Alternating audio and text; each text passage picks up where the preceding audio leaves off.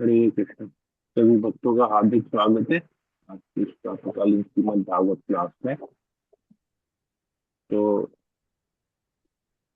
भगवान की कृपा से, प्रभुपाद की कृपा से, गुरु महाराज की कृपा से और आप सभी भक्तों के सहयोग से आज हम लोग भागवतम का एक और अध्याय पढ़ना आरंभ करेंगे।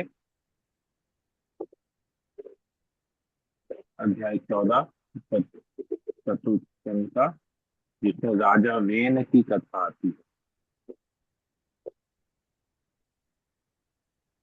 तो हमने पढ़ा कि किस प्रकार पिछले अध्याय में किस प्रकार राजा अंग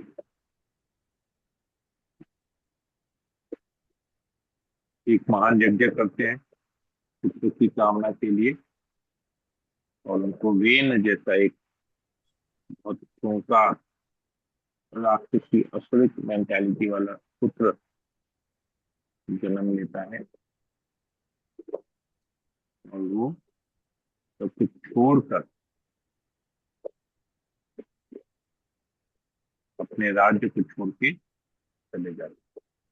राजा वेन के साथ हम लोग करेंगे। ओम ज्ञानतिमिरान्धस्य ज्ञानांजना शलाकया चक्षुरुन्मीलितं येन तस्मै श्री चैतन्य मनोभीष्टं स्थापितं येन भूतले स्वयं रूपा सदा मह्यं ददाति सदा।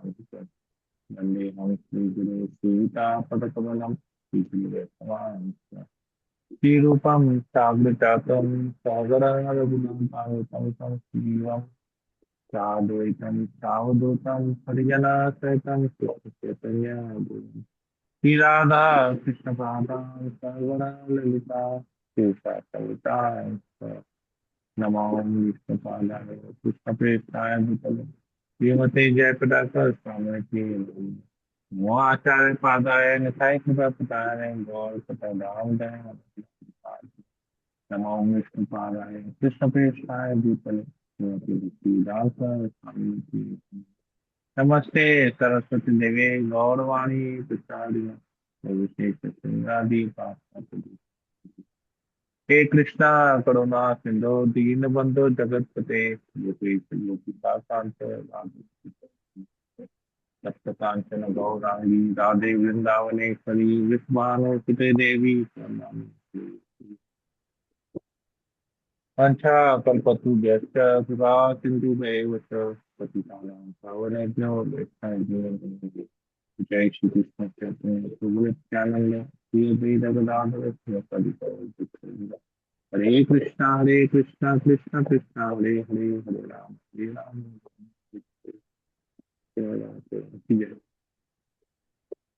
आप लोगों से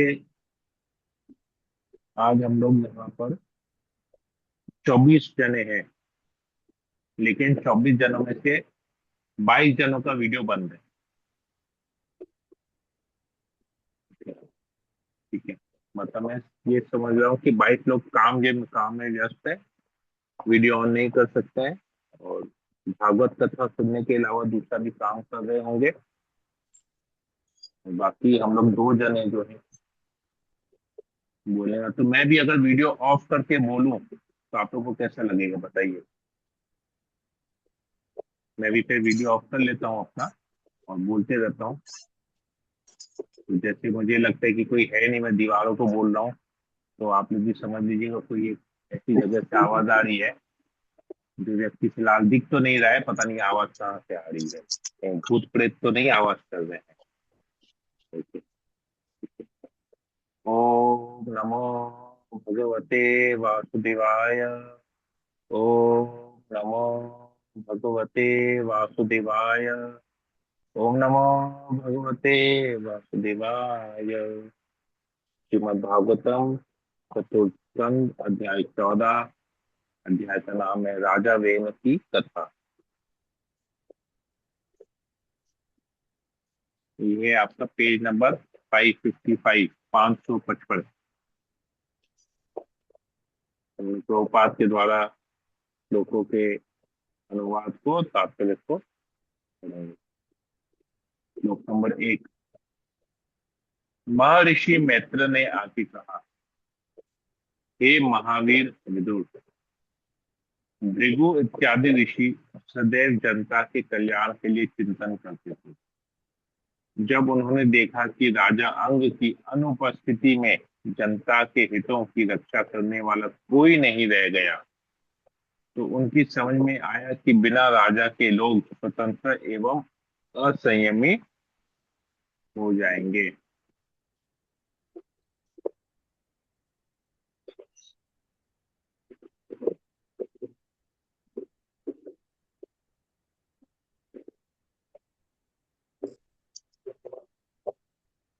देखिए, बहुत एक इम्पोर्टेंट बात है कि भागवतम का हर एक श्लोक इतना महत्वपूर्ण है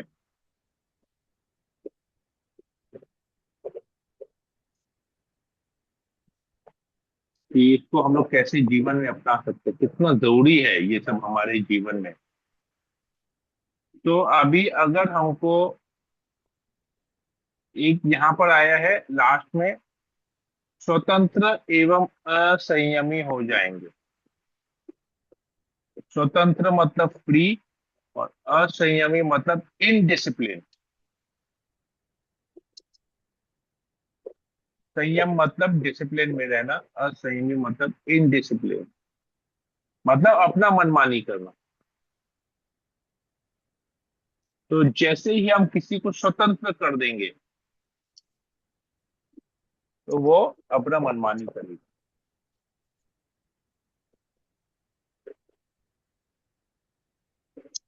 संयम का इंसान संयम कैसे करता है? नियम को पालन करके। अनियमित व्यक्ति असंयमी होता है। नियम को जो पालन करता है वो संयम में रहता है, कंट्रोल में रहता है, डिसिप्लिन में रहता है। अभी आप देखेंगे हमारे जीवन में, जैसे अभी हम स्कूल जाते हैं, हम सभी लोग स्कूल गए हैं, तो स्कूल में हमको यूनिफॉर्म पहन के जाना पड़ता है। यूनिफॉर्म, हम कुछ कोई भी कपड़ा पहन के स्कूल में नहीं जा सकते। हमको स्कूल में यूनिफॉर्म पहन के जाना पड़ेगा। क्यों? क्योंकि हम उस स्कूल में जाने के बाद हम स्वतंत्र नहीं है, हम स्कूल के रूल्स एंड रेगुलेशंस, स्कूल की अथॉरिटी के अंडर में है। हम स्वतंत्र नहीं है, हम अपना मनमानी नहीं करते। तो स्कूल में हम क्यों जाते हैं? शिक्षा लेने के लिए, और संयम में जीवन, डिसिप्लिन सीखने के लिए, संयम सीखने के लिए जाते हैं।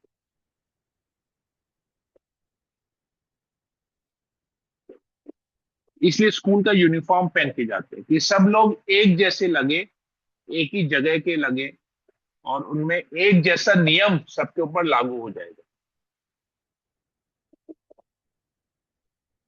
जो वो स्कूल का यूनिफॉर्म नहीं पहनेगा, वो उस स्कूल में प्रवेश करने का उसको अधिकार भी नहीं है। सही बात है।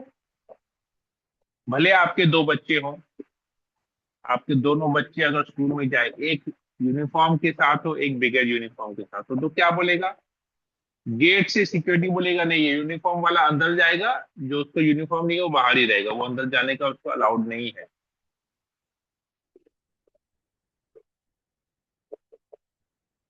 तो यूनिफॉर्म जो है वो सबसे पहला आता है डिसिप्लिन में, सबसे पहला स्टेप। तो भक्तों का, वैष्णवों का यूनिफॉर्म क्या है?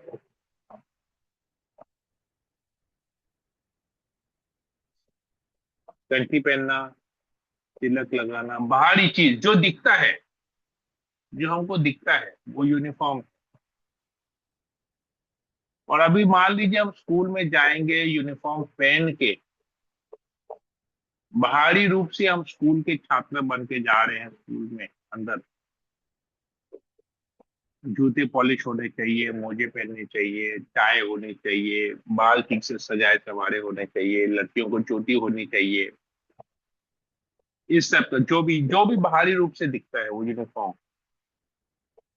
लेकिन अगर हम स्कूल के अंदर जाके पढ़ाई के अलावा इधर उधर की दुनियादारी की बातें करेंगे, फेसबुक में, व्हाट्सएप में, पॉलिटिक्स की, इसकी उसकी, स्कूल जाते हैं पढ़ने के लिए, लेकिन हम इधर उधर की बातें करेंगे तो क्या होगा? स्कूल से कंप्लेन आएगा कि ये लड़का या ये स्टूडेंट, ये लड़की, ये पढ़ाई नहीं करते हैं, लोग इधर उधर की बातें कर रहे हैं, पढ़ाई नहीं कर रहे हैं। तो क्या होगा? नुकसान किसका? स्टूडेंट का। उसको स्कूल भेजा है पढ़ने के लिए, लेकिन वो स्कूल में पढ़ाई छोड़ के बाकी सब कुछ कर रहे हैं। तो समय का नुकसान, पैसे का नुकसान, और दिमाग का नुकसान। दिमाग का भी नुकसान हो ना, जहां जाए जिस चीज का ज्ञान लेना था वो ज्ञान नहीं लेके फालतू का ज्ञान ले रहे हैं, काम की बात, काम का ज्ञान नहीं लेके बेकार का ज्ञान ले रहे हैं। समय भी बर्बाद कर रहे हैं, पैसा भी बर्बाद कर रहे हैं, दोनों चीजों का। तीन तीन तरह से नुकसान है: समय का नुकसान, ज्ञान का नुकसान, और पैसे का नुकसान। तो अगर ज्ञान नहीं मिलेगा तो पैसा नहीं कमा सकेंगे, और पैसा कमा भी लिए तो उस पैसे से समय को नहीं खरीद पाएंगे। तो कितना बड़ा नुकसान है, सोचिए।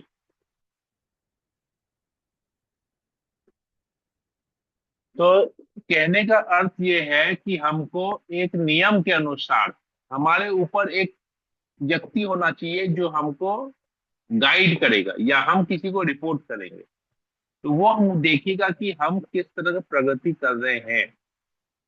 अब ये बेसिक स्कूल के लेवल से ये चालू हो जाता है। तो अभी जब हम भक्ति कर रहे हैं तो हम तो कोई स्कूल में नहीं है, परंतु हमको डिसिप्लिन मिलते हैं। हम लोग प्रभुपाद के स्कूल में है। इस स्कूल में आपको पैसा दे के एडमिशन लेने की जरूरत नहीं है। इस स्कूल में सब लोग अपनी स्वेच्छा से आते हैं। लेकिन जब हम स्कूल से जुड़ जाते हैं तो ये हमारा खुद का दायित्व है, हमारी खुद की जिम्मेदारी है कि हम इस स्कूल में रहने के बाद हम कैसे दिखें, हम कैसा आचरण करें, और हम किसके अंडर में, किसके गाइडेंस में रहें, जो हमारी की हुई गलतियों को सुधार सके, या जिससे अगर हम कुछ नहीं कर पा रहे हैं या कुछ करने में हमको दिक्कत आ रही है, या किसी चीज का हमको ज्ञान नहीं, तो हम किसी से गाइडेंस ले सके। मतलब हम स्वतंत्र नहीं रहेंगे, हमको किसी के अंडर में रहना जरूरी है। जो ही हम स्वतंत्र बन जाएंगे, हम किसी के गाइडेंस में नहीं रहेंगे, किसी से शिक्षा नहीं लेंगे, इधर उधर सबसे शिक्षा लेंगे, देखेंगे तो एक व्यक्ति ये बोल रहा है, दूसरा व्यक्ति ये बोल रहा है, तीसरा व्यक्ति ये बोल रहा है, चौथा व्यक्ति ये बोल रहा है। अभी मैं एक छोटा सा उदाहरण देके आपको समझाता हूँ कि क्या प्रॉब्लम होगा।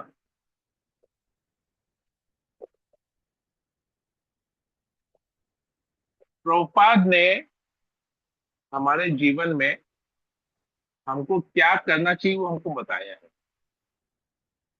तो सबसे महत्वपूर्ण, नंबर वन, हमारे जीवन में आता है कि हमको 16 माला जप करना, हमारी साधना नंबर वन पे आता है।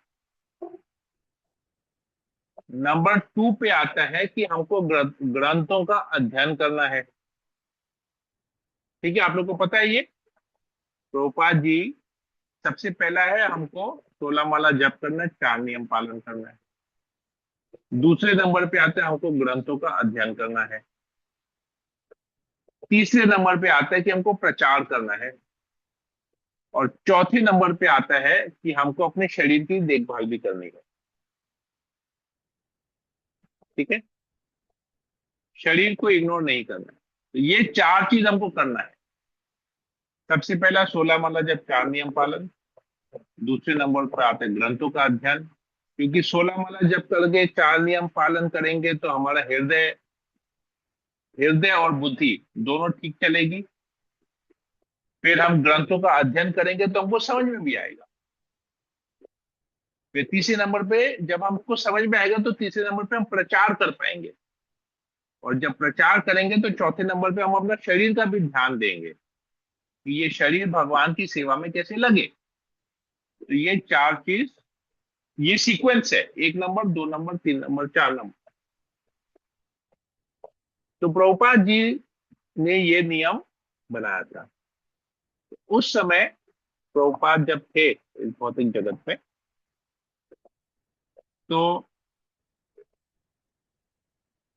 दो माता जी थी जो कुकिंग करती थी मंदिर में और सेवा करती थी प्रभुपाद के टाइम पे।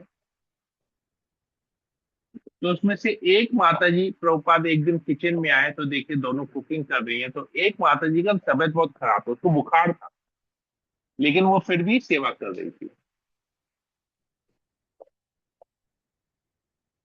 तो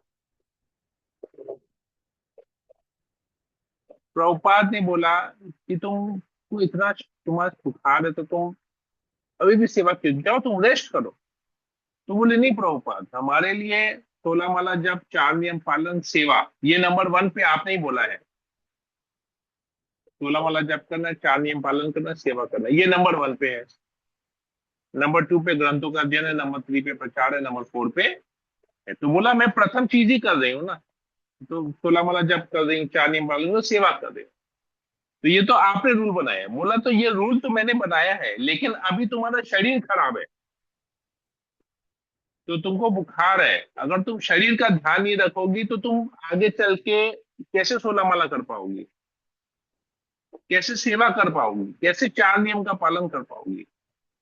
तो प्रभुपाद ने वहां पर किचन के एंट्रेंस पे एक नोटिस टंगा दिया, वो माता जी का नाम लिख के कि ये माता जी के लिए नंबर वन है शरीर का ध्यान रखना, नंबर टू है 16 माला जप करना, सेवा करना, नंबर थ्री है ग्रंथ पढ़ना, नंबर फोर है प्रचार करना। तो प्रभुपाद ने क्या किया, उस पर्टिकुलर प्लेस से फोर्थ को वन कर दिया। अभी ये एक स्पेसिफिक केस हो गया। अब इसको हम दो तरीके से ले सकते हैं। अरे प्रभुपाद ने तो बोला है, अब कोई जानेगा नहीं। तो अरे प्रभुपाद ने तो बोला पहले तो शरीर का ध्यान रखना है, शरीर ठीक रहेगा तो सब कुछ कर पाएंगे, तो हम शरीर का ध्यान रखेंगे। शरीर ठीक रहेगा, भोजन वोजन ठीक से खाएंगे तो फिर 16 माला बैठ के जप करेंगे। सुबह जल्दी उठने का जरूरत नहीं है, नींद पूरा होगा तो शरीर भी अच्छा रहेगा, तो ज्यादा ज्यादा सोएंगे, 6 घंटे के बाद 10 घंटा सोएंगे, फिर आराम से उठेंगे, आराम से उठ के फिर पेपर पढ़ेंगे, चाय पियेंगे, ये सब करेंगे। बोले अरे शरीर पहले, पहले शरीर, शरीर ठीक रहेगा तो शरीर की सारी इच्छाएं पूरी करेंगे। जब शरीर की सारी इच्छाएं पूरी करेंगे तो नियम कहाँ से पालन होगा, नियम पालन नहीं होगा। तो कहने का मतलब ये है कि जब हम स्वतंत्र रहते हैं तो ये सारे प्रॉब्लम्स हमारे जीवन में आएंगे। हम अपना मन माने तरीके से नियमों को पालन करेंगे, पालन करेंगे नहीं करेंगे, दोनों चीज आ जाएगा, क्योंकि हमको किसी को जवाब नहीं देना है।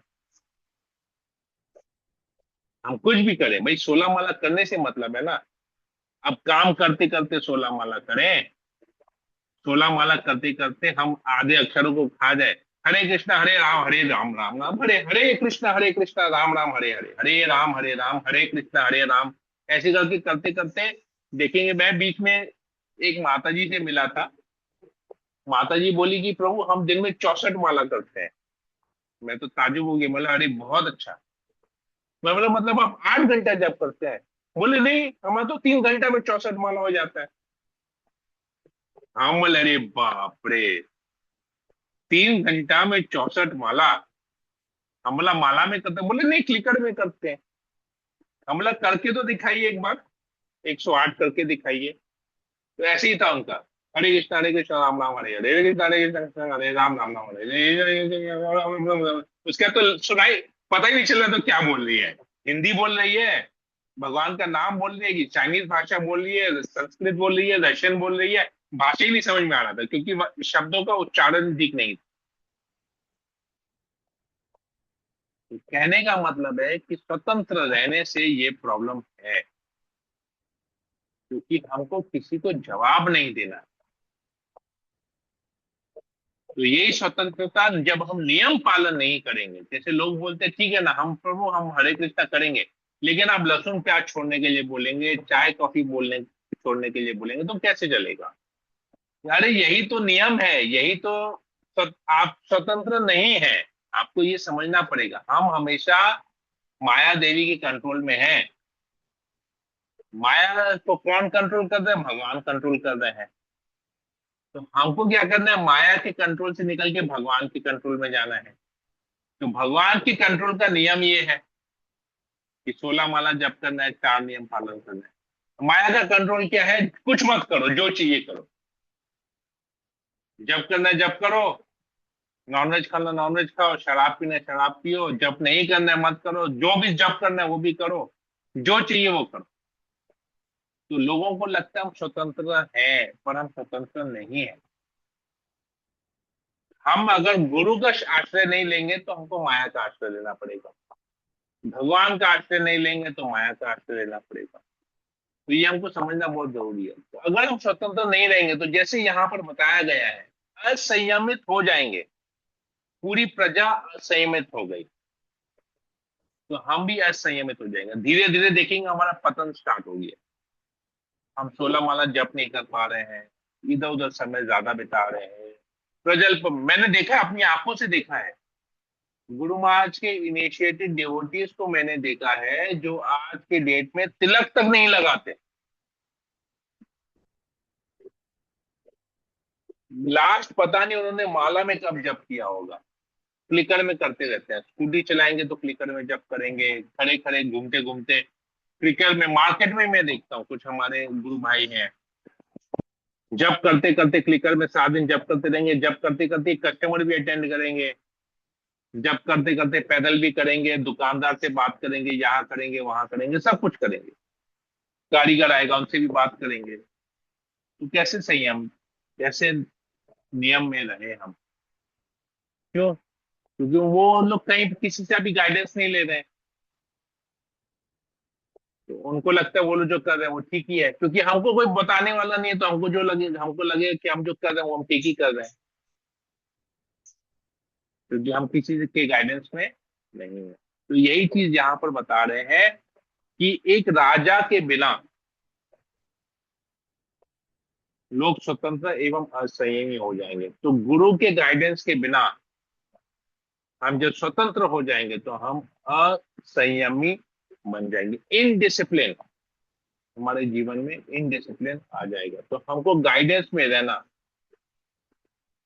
कितना जरूरी है, यहाँ पर हमको पता चल रहा है। अगला श्लोक, श्लोक नंबर 2। तब ऋषियों ने वेन की माता रानी सुनीता को बुलाया और उनकी अनुमति से वेन को विश्व के स्वामी के रूप में सिंहासन पर बिठा दिया। तथापि सभी मंत्री इससे असहमत थे। तो देखिए, मंत्री असहमत है, लेकिन ऋषि मुनि क्या कर रहे हैं? वेन को राजगद्दी पे बिठा दिया कि एक राजा का होना जरूरी है। अगला श्लोक।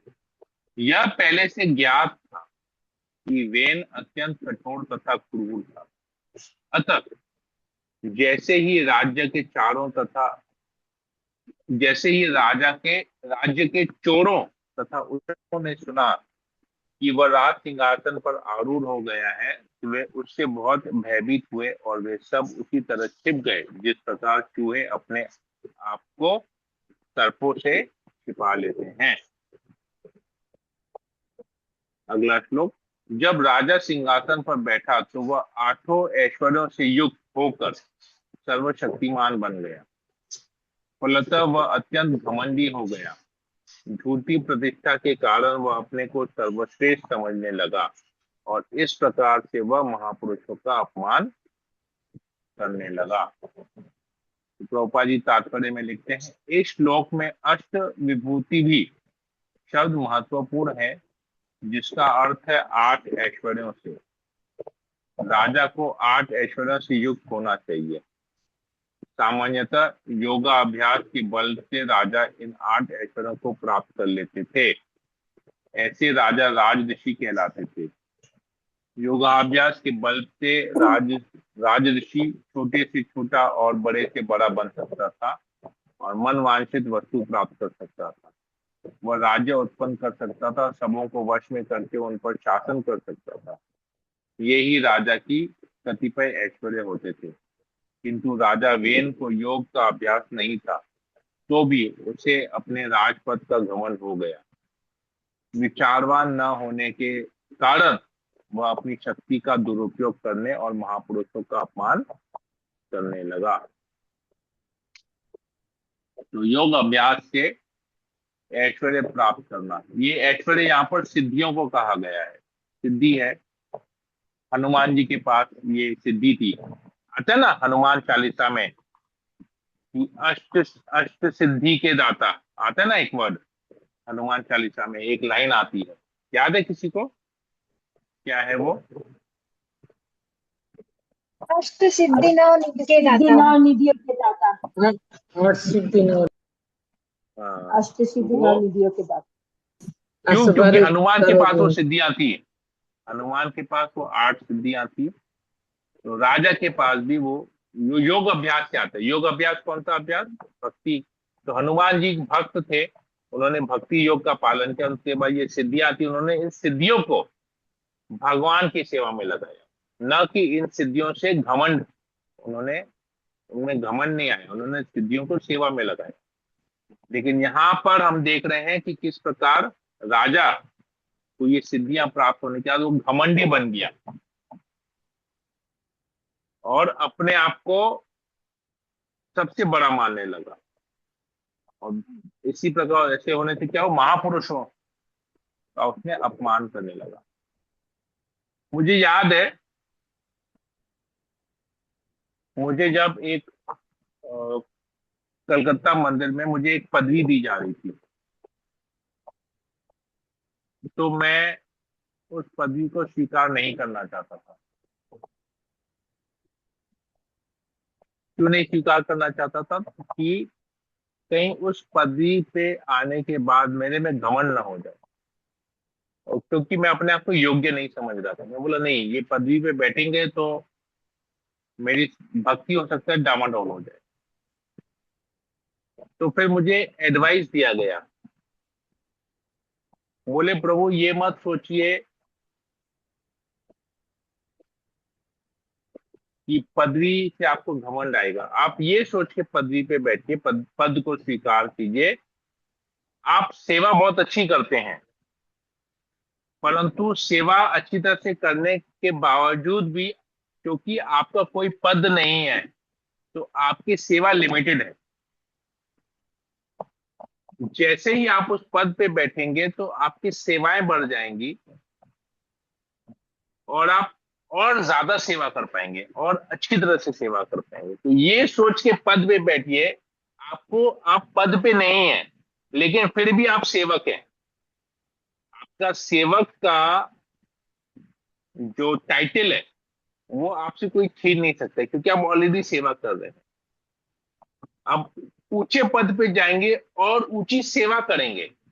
ये मत सोचिएगा कि आप पद पे बैठ के अब आपको सेवा नहीं करना है, आपको लोगों से सेवा करवाना है। नहीं,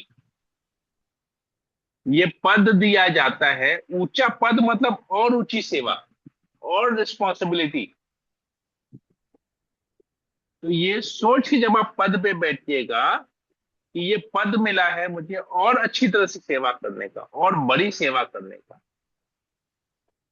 तो आपको कभी घमंड नहीं आएगा। लेकिन जिस दिन आप सोचेंगे कि आपको ये पद मिला है और अब आप लोगों के ऊपर कंट्रोल करेंगे, लोगों के ऊपर शासन करेंगे, तो आपका पतन स्टार्ट हो जाएगा। तो बोले क्या होगा उससे? जब पतन होगा आपका तो पद तो नहीं रहेगा, लोगों की नजर में आपकी इज्जत भी नहीं रहेगी, दोनों खत्म हो जाएगा। क्योंकि आप जब पद पे थे आपने लोगों के ऊपर शासन किया, लेकिन पद पे रह के जब आप अच्छी तरह से सेवा करेंगे, लोग आपको देख के इंस्पायर होंगे, आपसे प्रेरित होंगे। तो क्या होगा, कभी आप उस पद को छोड़ भी दिए ना तो आपका सबके साथ रिलेशन बहुत अच्छा बना रहेगा। और लोग आपसे एडवाइस लेंगे, क्योंकि अल्टीमेटली कोई भी चीज परमानेंट नहीं है। तो उस पद पे जब कोई आएगा तो वो आपसे एडवाइस लेगा। हो सकता है उस पद से फिर आपको और एक पद मिल जाए, ये छोड़ने के बाद वो पद मिल जाए तो आपको और अलग तरह की सेवा मिल जाए। तो ये सोच के हमेशा पद स्वीकार कीजिएगा कि ये आपकी सेवा है। आप मालिक नहीं बने हैं, आप अभी भी दास हैं, आप अभी भी सेवक हैं। ये सोच के जब आप पद ग्रहण कीजिएगा तो आप में कभी घमंड नहीं आएगा। तो मैंने वही, जब मुझे ये एडवाइस मिला तो मैंने फिर उस पद को स्वीकार किया। और उस पद पे आने के बाद मैंने और भी सेवाएं की, बहुत सारी सेवाएं की। तो उससे मेरा बहुत, मतलब मुझे बहुत एक्सपीरियंस मिला। पेनल्टी मैंने सभी पदों को छोड़ दी, मतलब और नहीं करना, बस एक्सपीरियंस मिल गया। अब वॉलंटियर जो जहां से जो भी को लेकर एडवाइस देते रहूंगा, कोई दिक्कत नहीं। तो ये चीज यहाँ पर बताया जा रहा है कि पद मिलने के बाद हमको अपना सेवा नहीं भूलना चाहिए। ये नहीं भूलना चाहिए कि हम सेवक हैं, मालिक नहीं है। लेकिन यहाँ पर क्या हुआ, राजा वेन अपने आप को मालिक समझने लगा। और मालिक समझने के से क्या हुआ, अभी वो सबका अपमान, महापुरुषों का अपमान करने लगा। तो पद पे चलना, पद पे बैठना कितना खतरनाक है, ये यहाँ पर हमको पता चल रहा है। अगर हमको, क्योंकि गाइडेंस नहीं मिला ना, आज अगर मुझे भी अगर गाइडेंस नहीं मिलता तो मैं भी, हो सकता है पद पे चढ़ने के बाद मैं भी बहुत शासन करने लगता। अगर गाइडेंस नहीं मिलता मुझे, परंतु गाइडेंस मिल गया तो ठीक हो गया। अगला श्लोक, 5 नंबर। तो राजा वेन अपने ऐश्वर्य से के मद से अंधा होकर, रथ पर आसीन होकर, निरंकुश हाथी के समान सारे राज्य में घूमने लगा। जहां जहां वह जाता, आकाश तथा पृथ्वी दोनों हिलने लगते। तो इतना क्रूर था वो कि जहां पर भी जाता था वहां पर सब कुछ, लोग में खलबली मच जाती थी। हरे कृष्ण। यहीं पर ही रखते हैं, समय भी हो गया है। तो किसी को कोई प्रश्न हो पूछ सकते हैं, कुछ कमेंट हो बोल सकते हैं। और अगर कुछ ऐसा शिक्षा मिला हो जो अपनाने लायक हो, कमेंट में वो भी बोल सकते हैं। हरे कृष्णा। हरे कृष्णा प्रभु जी, दंड प्रणाम। यस माता जी, बोलिए। जी, ये वाला जो टॉपिक था आज का, उसमें तो कि बहुत सारी शिक्षाएं मिली है। एक तो कि 4 नियम पालन करके हम लोग को क्या क्या क्या उसमें हम लोग बंध जाते हैं। और दूसरा ये कि अगर हम लोग किसी चीज का हम लोग किसी चीज का हम लोग को जैसे कोई सेवा दी जाती है या किसी पद पर बैठते हैं, तो उसका हम लोग को कैसे यूज करना चाहिए। उसका हम लोग अच्छे तरीके से भी यूज कर सकते हैं और बुरे तरीके से भी। वो हम लोग को एडवाइस के ऊपर होता है कि हम लोग को एडवाइस कैसी मिल रही है या फिर हम लोग किसके अंडर काम कर रहे हैं, तो उसके ऊपर बहुत डिपेंड करता है। तो बहुत ही कि ये वाला जो जितना भी चैप्टर हम लोग पढ़ रहे हैं शुरू से राजा बेन का, उसमें हम लोग को सारी शिक्षाएं ही हैं बहुत ज्यादा। तो ये बहुत इंपॉर्टेंट है चैप्टर हम लोग। Thank you Prabhu. Right. Hare Krishna. Okay. और किसी को कुछ बोलना है? हरे कृष्णा प्रभु जी। हरे कृष्णा। सरिता जायसवाल माता जी, बोलिए। हाँ, हरे कृष्ण प्रभु बने प्रणाम प्रभु जी। जैसे हमने आज सीखा कि पहला है कि 16 माला जप करना, दूसरा है ग्रंथ पढ़ना, तीसरा है प्रचार करना, चौथा है अपने शरीर की सेवा करना, मतलब अपना ध्यान रखना। तो ये चारों नियम जो है हम लोग तो मतलब एक साथ क्या फॉलो कर पाएंगे? कोशिश तो करते हैं लेकिन हो नहीं पाता प्रभु जी, कभी तो कुछ ना कुछ मिस हो जाता है। हम्म, कोशिश तो हम लोग करते हैं लेकिन मिस तो हो जाता है, जैसे ग्रंथ पढ़ना भी मिस हो जाता है, और प्रचार भी बीच बीच में रुक जाते हैं। हम्म। इससे तो क्या अब हमें हानि कैसे होती हो रहा है तो वो तो एक्चुअली पूरा चीज ना एक नंबर के ऊपर डिपेंड करता है।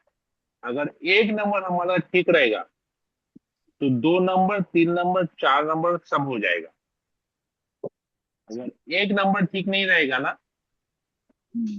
तो 2 नंबर, 3 नंबर, 4 नंबर नहीं होगा। प्रभु जी अगर हमारा सोलह माला माला की। जप अच्छा नहीं है, अगर हमारा चांटिंग का क्वालिटी अच्छा नहीं है, अच्छा। और अगर हम नियमों का पालन नहीं कर रहे हैं, तो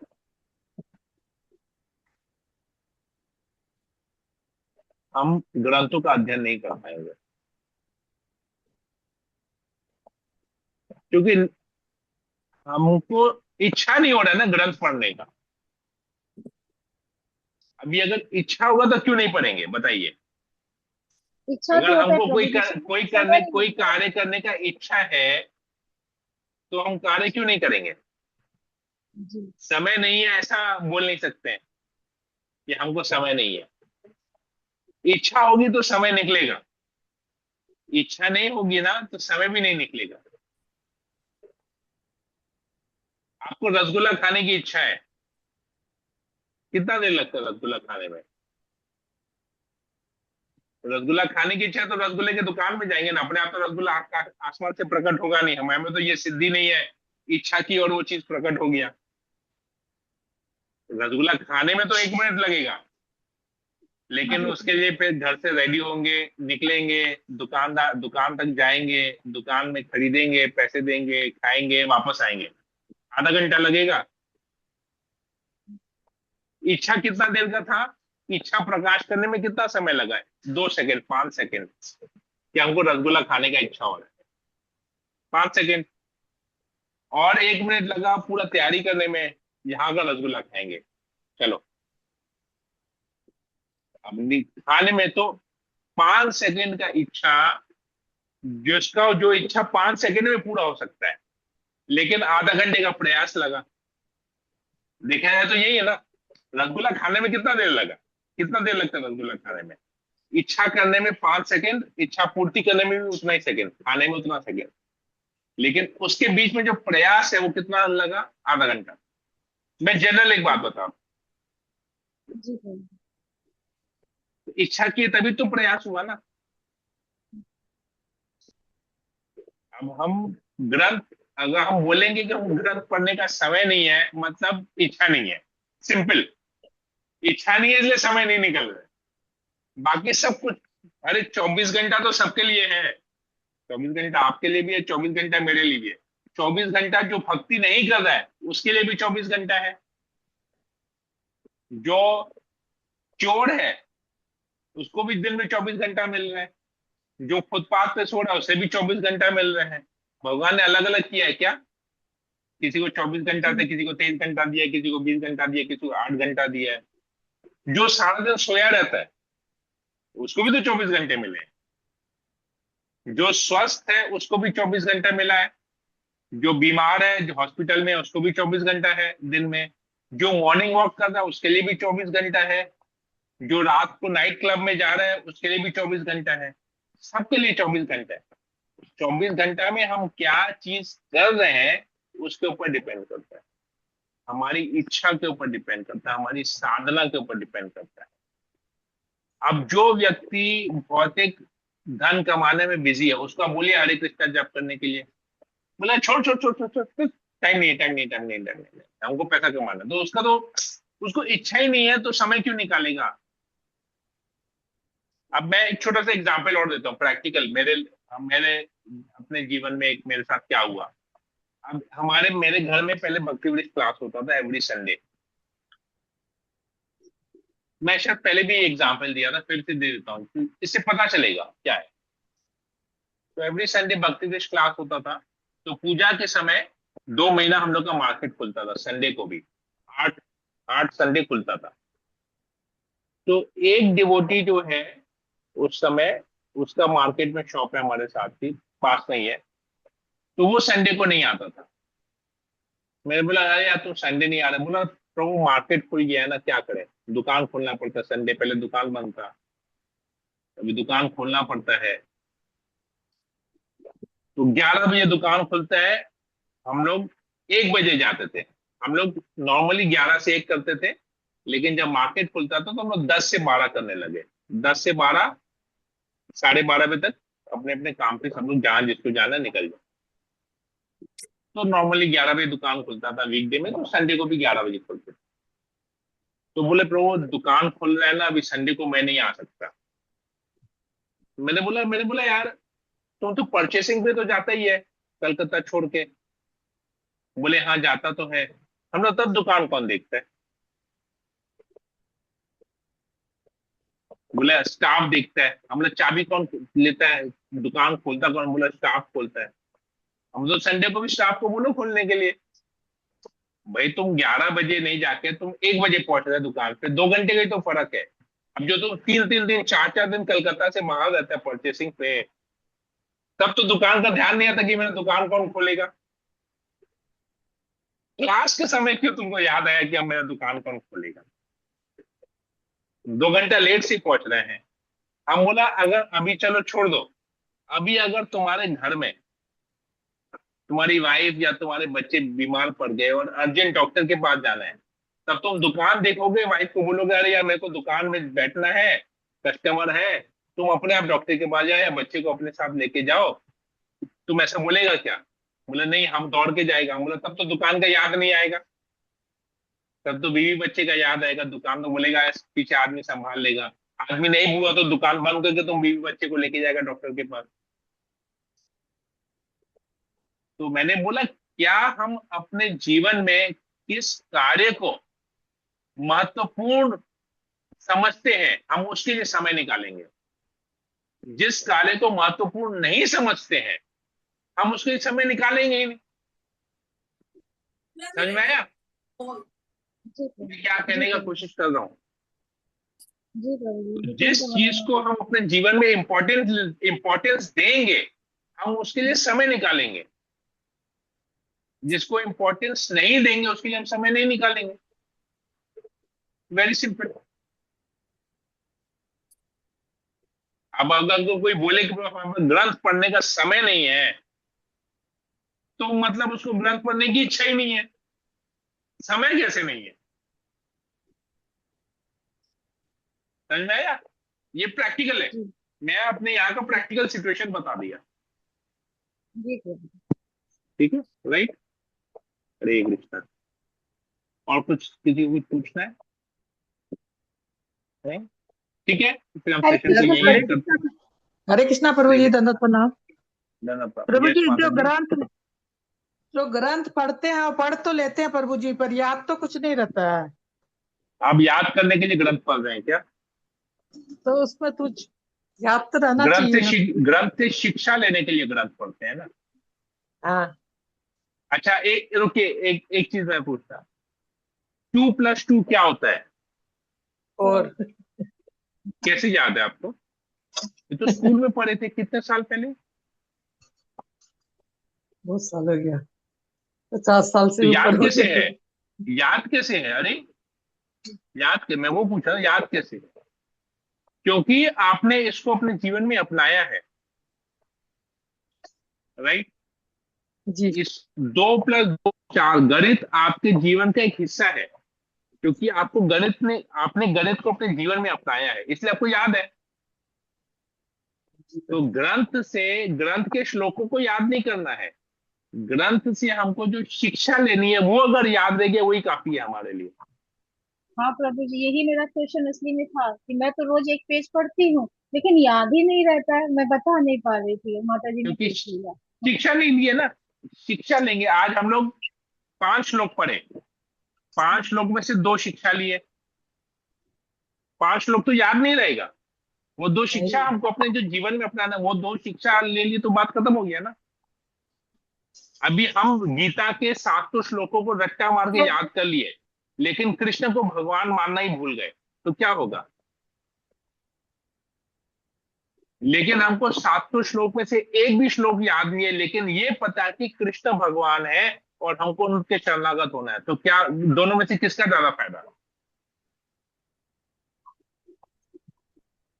बताइए। कृष्ण भगवान, कृष्ण भगवान है, शिक्षा वही शिक्षा जो परम। लिए वो फायदा हुआ ना। अल्टीमेटली तो 700 श्लोकों को जीवन में नहीं उतारना है, 700 श्लोकों के सार को जीवन में उतार के अध्ययन करना है, उसी के हिसाब से जीवन जीना है। 700 श्लोकों का उच्चारण डेली नहीं करना है, लेकिन 700 श्लोकों का जो सार है उसको अपने जीवन में उतार देना है, तो अपने आप काम होगा ना। अब हम दिन में बैठ के 700 श्लोक को डेली बैठ के पढ़ेंगे, या 16 माला बैठ के जप करेंगे और ये सोचेंगे कृष्ण भगवान है, क्या ज्यादा जरूरी? कृष्ण कृष्ण भगवान है, कृष्ण की भगवान। सेवा करनी है, ये ज्यादा जरूरी हुआ ना। अब अर्जुन ने, जब कृष्ण इस धरातल को छोड़ के चले गए, अपनी लीलाओं को समाप्त करके भगवत चले गए, तो अर्जुन बोलता है कि मैं अब कृष्ण की दी हुई शिक्षाओं को वापस स्मरण कर रहा हूं, और उसी के अनुसार अपने जीवन का मुझे पालन करना है। कृष्ण नहीं है, अभी कृष्ण छोड़ के चले गए, तो मैं क्या करूं? कृष्ण की दी हुई शिक्षाओं को स्मरण करूंगा। तो हमको क्या करना है? भगवत गीता हमारे हाथ में नहीं है, भगवत गीता या भागवत हमारे हाथ में नहीं है, ये तो कृष्ण स्वयं है ना। ग्रंथ तो कृष्ण, भागवत क्या है? ग्रंथ अवतार है, भगवान का ग्रंथ के रूप में अवतार है। अब ये भागवत हमेशा हमारे साथ रह नहीं सकता है, हम तो लेके इसको सारा दिन घूमेंगे नहीं, 24 घंटा इसको लेके पढ़ेंगे नहीं, गीता 24 घंटा लेके पढ़ेंगे नहीं।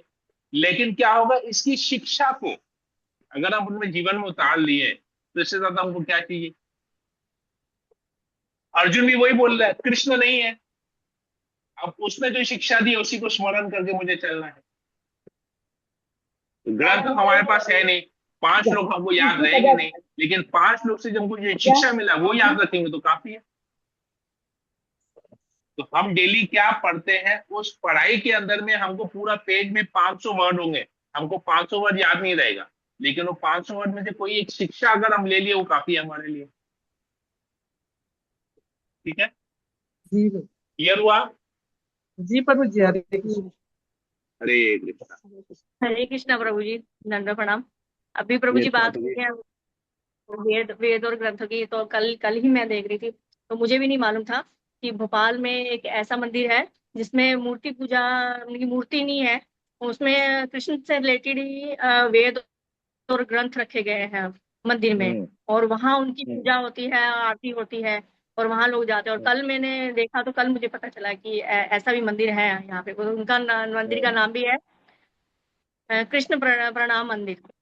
तो वो मैंने हम्म। शायद भेजा भी है साधना में, उसको शेयर भी किया है। उसमें देख लोग जाते हैं वहां पे पूजा करना, हम्म। ग्रंथ पढ़ते हैं, उनकी शिक्षा भी देते हैं लोग वहां पे।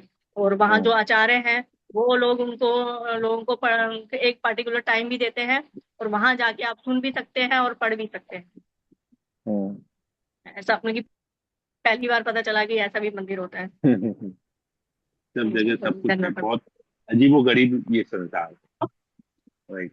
अरे ओके, और किसी विनीता अग्रवाल माता जी आपको कुछ पूछना था? आपने एक दो बार अपने आप को अनम्यूट किया था।